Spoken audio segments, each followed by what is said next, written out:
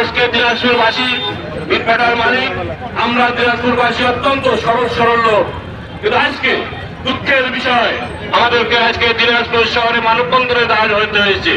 কারণ একটি কারণ, আমাদের ইটভাটাগুলো চলতে দিচ্ছে না।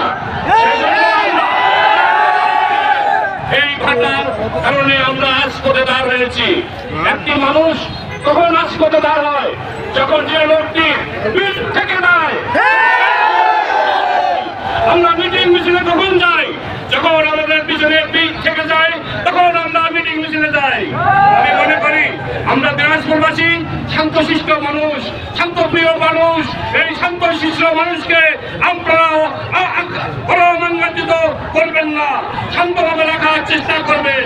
আমি আপনাদের কাছে অনুরোধ করি, এই ইটভাটার মালিক বা এই ইটভাটাগুলো যখন স্থাপন করা হয় সরকারি নির্দেশ নিয়ম শৃঙ্খলার মাধ্যমে আমরা এই ইটভাটাগুলো স্থাপন করেছি। 2002 সালে যখন ইটভাটা স্থাপন করি তখন পরিবেশের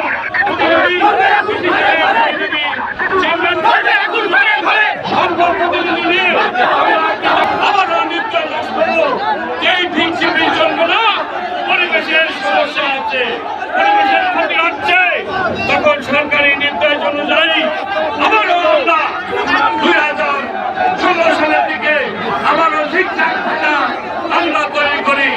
এই ঠিকঠাক ভাটা তৈরি করার পর আবারও আইন প্রণয়ন করলো। এই আওয়ামী লীগ সরকারের আমলে, সরকারের আমলে যেভাবে অন্যায় অত্যাচার আইন করেছিল, ওই আইনের মাধ্যমে আমরা আজকে বিপদগ্রস্ত। আমি মনে করি এই 5ই আগস্টের আন্দোলনের মধ্যে এই সরকারকে আমরা বিদায় দিয়েছি। আওয়ামী লীগ সরকারের যে কর্ম আবারও আমরা চাই ওই আইন বাস্তবায়ন করে আইন